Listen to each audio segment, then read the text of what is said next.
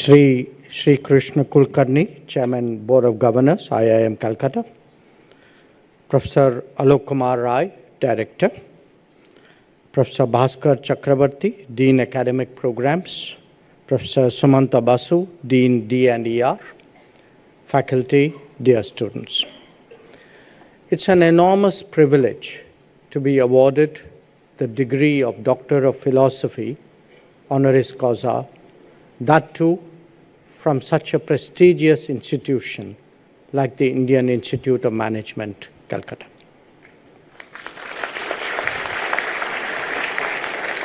As the first Institute of Management of independent India, IIM Calcutta really has a unique standing. Your Triple Crown accreditations are an attestation of your stature. As for your alumni, and that was a conversation we had yesterday evening, as for your alumni, I readily recall Indra Nui, a friend of many years, TV Narendran, who was my colleague in my brief business career, which was not mentioned in my curriculum vitae with the Tata Group, and Ambassador Ajay Bisaria, who was with me for many years in the Foreign Service. Of course, there are many more who have brought fame to their alma mater. And all of you, I know, will continue to uphold the standards of excellence. Now, my own life has been spent in the study of international relations and the pursuit of diplomacy. This was initially as a student, then for more than 4 decades as a diplomat, briefly, as I said, on the global side of business, and currently as the minister with the responsibility for the conduct of our foreign policy. In the course of this journey, my own understanding of this subject has evolved, and perhaps the sharpest realization is of the intricate connect between national capabilities and external aspirations. This is clearly not rocket science, but the complexity of that linkage and its relationship to policy options is something that is really brought home by experience.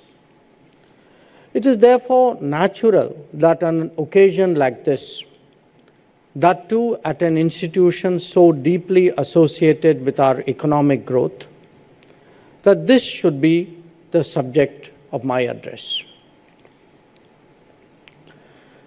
For many decades now, this connect that I have referred to has been conceptually articulated as comprehensive national power. A complex aggregation of multiple dimensions, it is a measure of a country's strength, of its quality of life, and of its ability to shape the world.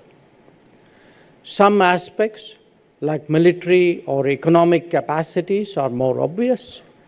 Others, like natural resources, niche technologies, or cultural impact, perhaps much less so.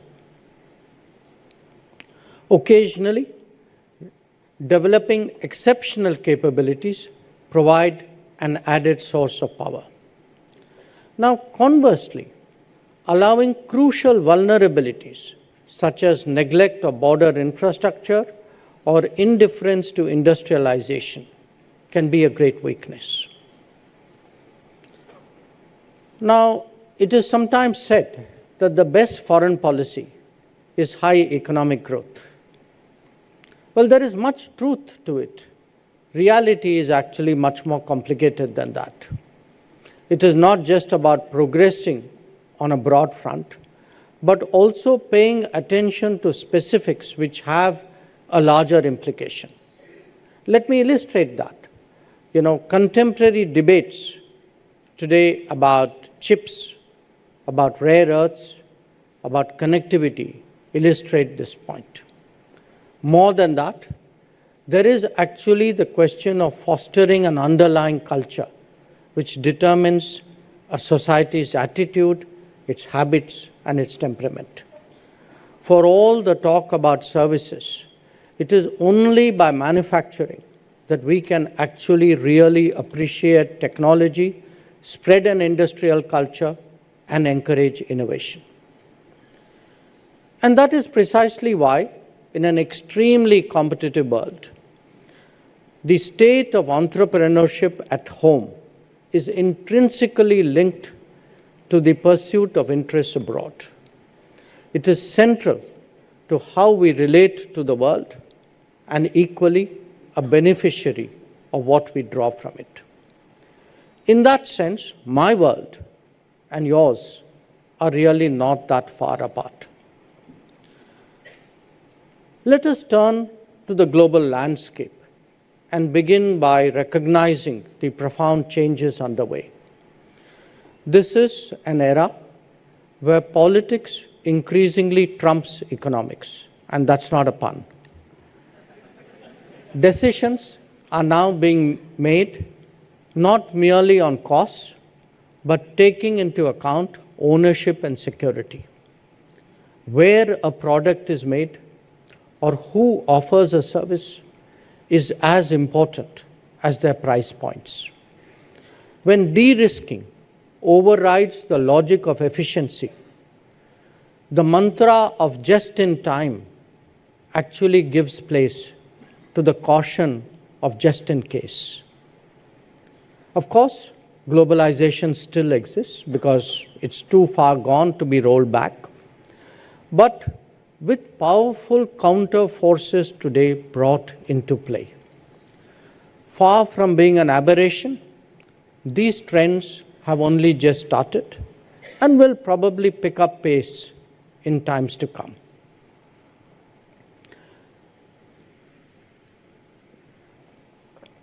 Now let's turn our attention to some key elements of this transformation, which actually make for a less rule-bound and a more fragmented world. The United States, long the underwriter of the contemporary system, has set radically new terms of engagement. Not just that, it is doing so by dealing with countries on a one-on-one basis rather than through regimes. China has long played by its own rules and is now doing so even more. In the ensuing scenario, other nations are unclear on whether their attention should be on the visible competition or the trade-offs and understandings that punctuate them.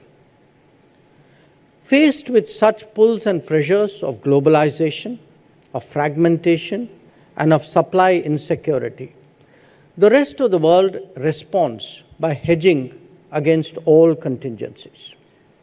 Even as it engages the United States and China directly, choices are avoided where feasible, and choices are made when beneficial. Simultaneously, other options between themselves are explored with greater urgency. One sign of that is the uptick in the enthusiasm today for free trade agreements across geographies. Now, while all of this is happening, the global picture is by no means static. Europe and Asia are reassessing their respective strategic predicaments. The very landscape in the Middle East has undergone a transformation. The importance of partnering Africa's growth is more widely recognized. And as distances become less relevant, new opportunities are visualized in Latin America. Now, please also bear in mind that the relative weight of nations in different domains is also undergoing a major change.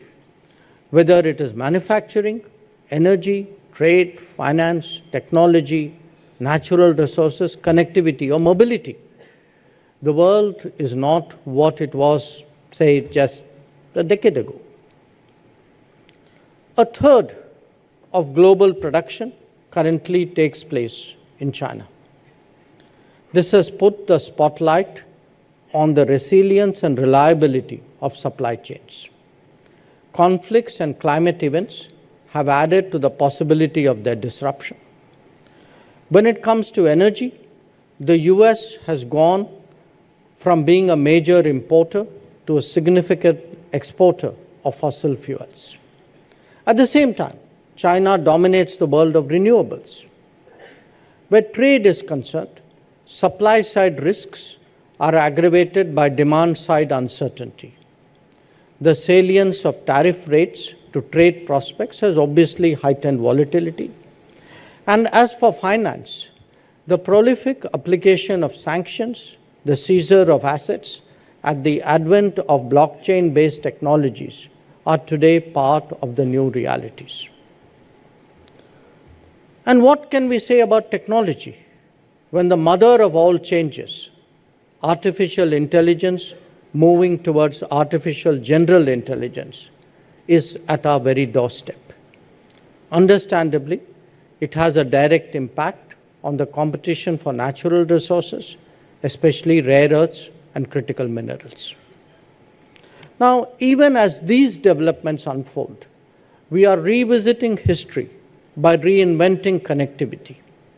The hardwiring, designed by the vested interests of imperialism, needed to change as new centers of production and consumption came up. While some of it was organic and some of it was market-driven, others appear to also have a strategic intent.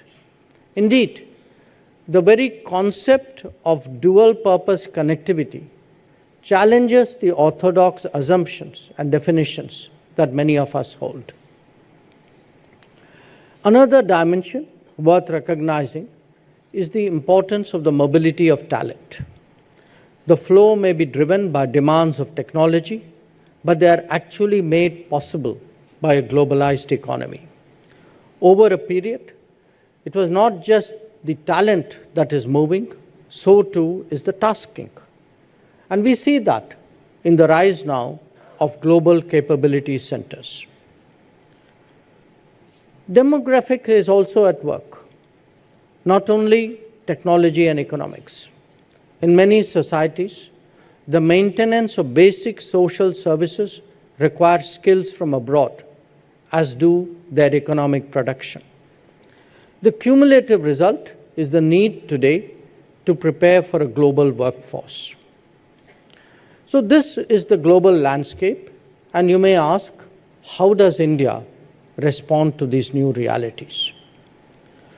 Well, obviously, by pursuing policies and taking actions that, one, advance our comprehensive national power, two, reduce our vulnerabilities, and three, promote our influence. Now, the last two clearly constitute the core of our diplomatic activities, but even when it comes to increasing comprehensive national power, our role in diplomacy is active rather than passive. This is done, amongst others, by facilitating the flow of technology and the ease of manufacturing, by shaping external sentiment about investing in India, by opening markets for our producers and work opportunities for our skills, and by ensuring the steady and predictable supply of our requirements from the world. As India rises and our economy grows, we are preparing, obviously, to shoulder more responsibilities in this regard. A major power, that too one with higher aspirations like us, must have a significant industrial base. Unfortunately, this was not an assumption necessarily accepted by policymakers before 2014. Promoting industrial growth and even incentivizing it is today a key economic priority. The emphasis on Make in India in the last decade speaks of a different mindset and greater ambition. For its full potential to be realized, industry has to wholeheartedly partner and look beyond the short term. It must help build the domestic supply chain even as we seek to participate more in the global one. As it strikes roots, Make in India is strengthened by research in India, innovate in India, and design in India. Not all missed opportunities of the lost decades of the last century can be recovered. But there is considerable scope, believe me, to play catch up, especially in selected domains. At the same time, attention is being paid to advanced technologies, to advanced manufacturing, so that India does not perpetually lag behind. We are now in the world of chips and semiconductors, electric vehicles and batteries, drones and space, or that of nanotech and bioscience. Each of them offers opportunity to leapfrog and establish unique capabilities, which is why they feature today so strongly in the government's policy support. Where foreign affairs is concerned, technology and trade are among the metrics of our 3 T's performance evaluation, along with tourism. It is a measure of seriousness that our diplomats are so focused on constantly exploring opportunities and solving problems in these domains. For all of this to happen, it has also been imperative to rectify the shortcomings in our infrastructure. In fact, that was the crucial differentiator in many ways with respect to the more successful Asian economies. But in the last few years, that gap is narrowing. In fact, it is narrowing before our very eyes. Whether it is highways or railways, aviations or ports, energy or power, we are now moving ahead by any standards. And I can tell you by personal experience that the world is indeed taking note.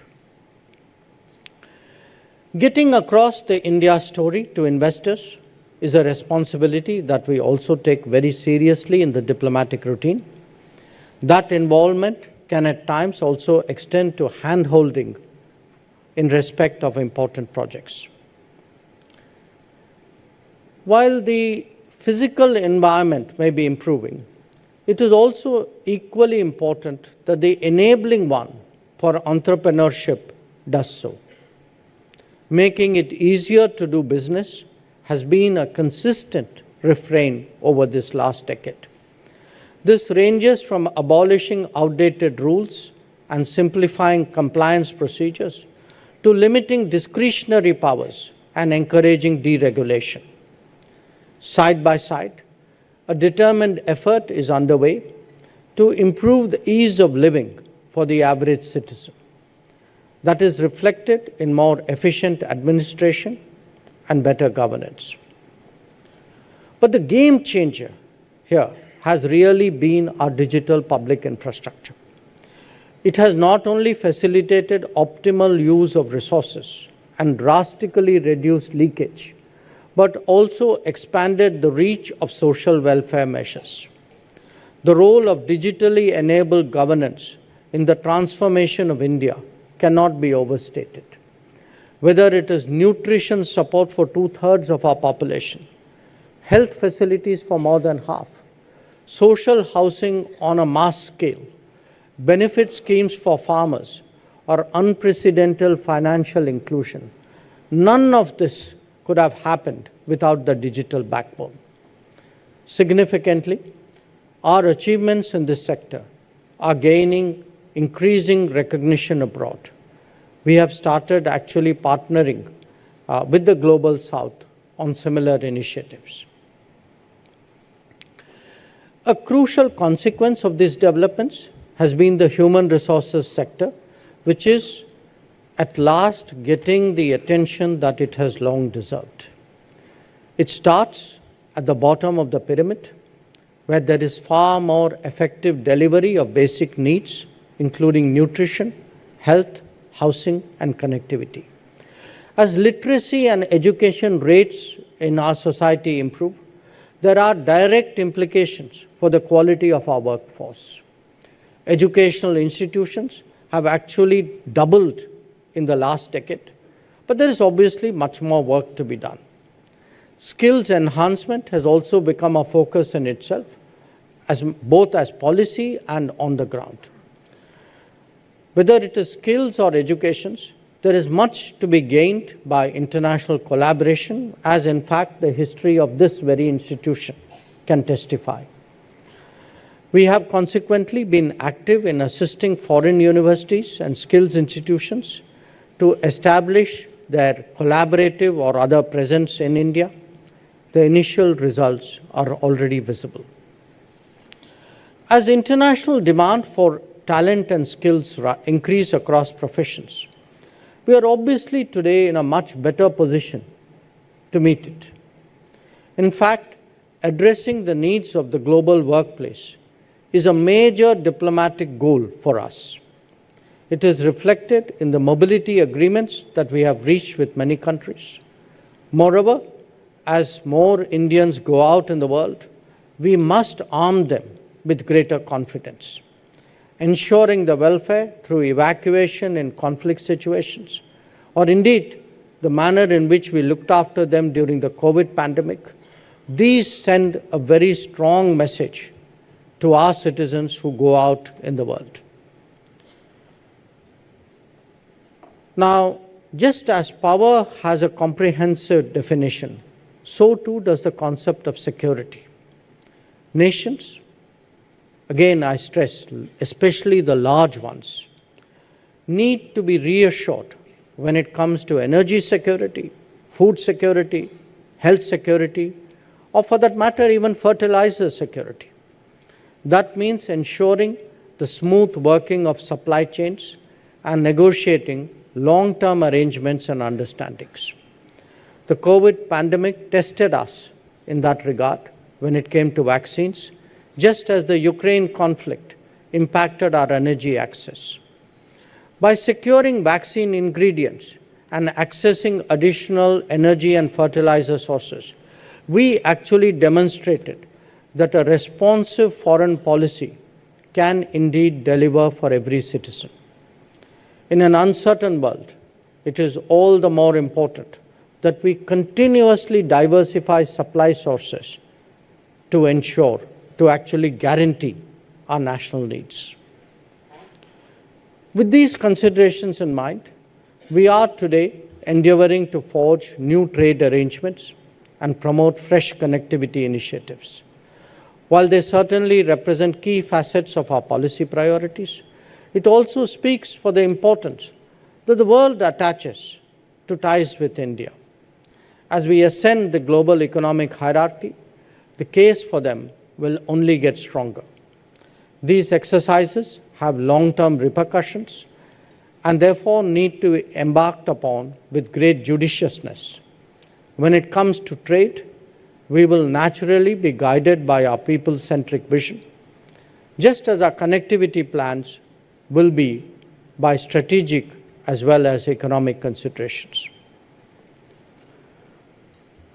Among the methods of promoting India abroad is through extending lines of credit and offering grant assistance. And you could ask me, why is that so important? So I would like to share with you, because this is a core activity of my ministry, that many projects that have resulted from these efforts, in our neighborhood especially, have been crucial for connectivity with our partners. There are other instances where such support has helped to introduce Indian companies and their products to new markets. And not least, as our own capabilities have forged ahead in domains like power grids, water infrastructure, highway building, or railways, we have actually been able to offer cost-effective solutions abroad. Showcasing this new India is very much at the center of the diplomatic mandate. The link between national development and foreign policy will only get deeper as the world globalizes and as we all embrace technology. To a considerable extent, our prospects must take into account access abroad, whether to markets, to resources, to technologies, or even to work opportunities. At the same time, some of our solutions emerge through collaborations with global partners. They hold the potential of leapfrogging our growth in many domains. In a competitive environment, our well-being and progress are best assured by creating a benevolent external environment that involves understandings and calculations as they do give and take, which are what diplomacy is all about.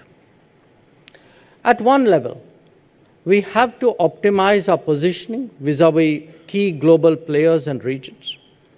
Agenda-based smaller groups are also being created. At another, stronger linkages need to be nurtured with our immediate and with our extended neighborhood.